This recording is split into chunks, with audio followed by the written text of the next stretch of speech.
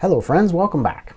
This is the second segment of Was the Insulin Worth It? I share my experience eating delicious Southeast Asian food. Let's jump into how I manage my sugars, what I do to prevent major spikes, and was it worth it based on how good the food was and how fun the experience was. Be sure to stick around to the end to hear my final rating. For those who are new to my channel, my name's Trevor from Home on the Range, where I share easy to use tips to help you navigate your diabetes journey more successfully. I've been living with type 1 diabetes for 42 years, worked as a diabetes educator, and raised 2 type 1 kids, and simply have a mission to share everything that has helped me along my diabetes path.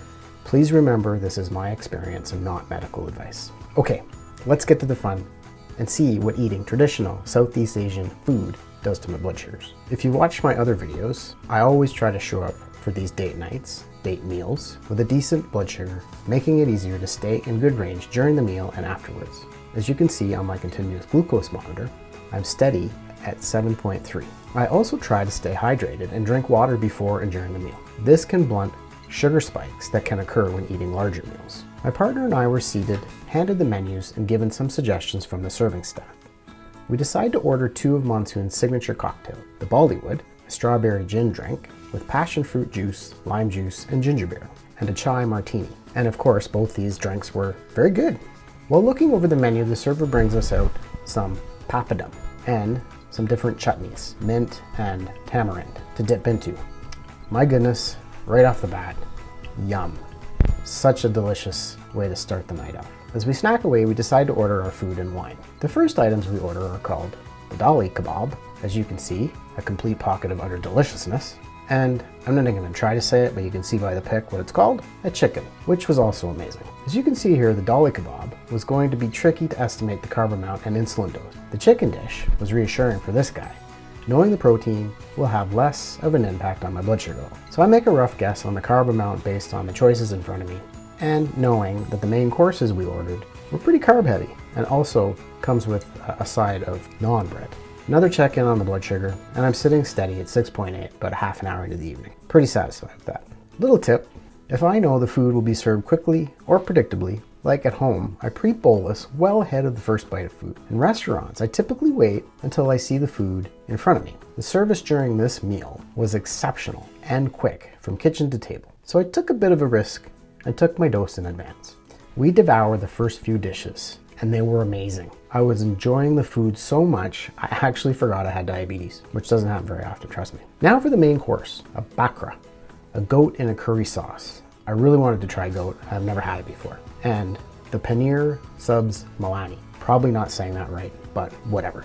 Cheese and spinach in spinach type gravy, cooked over many days, I think? I could be wrong there. But anyways, my partner ordered some fine wine as well. So the main course comes, I glance down and look at the food, and my diabetic brain thinks, I'm likely going to suffer a delayed blood sugar spike later. We all fear this when we don't know what we're eating and what amount of carbs in it. Due to the richness and fat content of this meal, I assumed this would happen. But remember, this is date night, and as I mentioned to you often during my videos, I try to keep blood sugars well controlled 80% of the time, and live life, let go the other 20% of the time. Otherwise, I'd lose my marbles. Anyway, what better way to do this than eating exquisite food? My gosh, this food is really good. I also know that this is a gamble, so let's see what happens. Stick around, find out. As you can see, these dishes were impossible to count the carb, as I've already mentioned, but it turned out not to be as carb heavy as I thought when the main courses came out. Knowing the amount of insulin I pre-bolus for, taking a risk, I topped up the meal, the carb amount of the meal, with some more bread, which was great because there was a lot of naan bread. So eating that extra bread helped me stay in range, I believe. So when eating unplanned, different, and difficult to measure foods, it's always going to be a guessing game. So have a backup plan like sugar or carb that you can supplement if needed. Which brings me to my next tip. Underestimate the carb and correct later if high, versus overestimating the carb and taking too high of a dose of insulin, as this may drop sugars too low. I also keep a close eye on my blood sugar level very frequently, which is easier to do now than ever with a continuous glucose monitor, but I'm always glancing at it, probably every half an hour. That way, if I notice it's trending down, I can correct, and if I notice it's trending high, I can wait till the insulin's worn off, 3 to 4 hours, and take a correction. So please stick around to see what happens as I rate if the insulin was worth it. Also, hit the like button and leave a comment. Don't forget to subscribe if you're enjoying the videos. We finish up this phenomenal main course, and it's pretty obvious we both enjoyed them, as you can see us here in this picture. And we thank the server, we chat, we enjoy each other's company. So it was an amazing experience in that regard. Before heading out, I glanced down at my sugar level to check one last time. It's been about an hour and 30 minutes since we first sat down and had our first bite of food. I'm sitting steady at a 6.9. Not bad. Kind of a proud moment for this diabetic. So my experience didn't end at the restaurant, as most folks with diabetes can understand. When insulin to food calculations aren't correct or the food choices aren't diabetes friendly, sugar and mood are often negatively affected, like the tea time video I did. Crazy sugars for hours afterwards where I suffered. But in this case, my carb guess was pretty accurate. Pat on the back, and 3.5 hours after eating, I was sitting at a 7.4 and steady.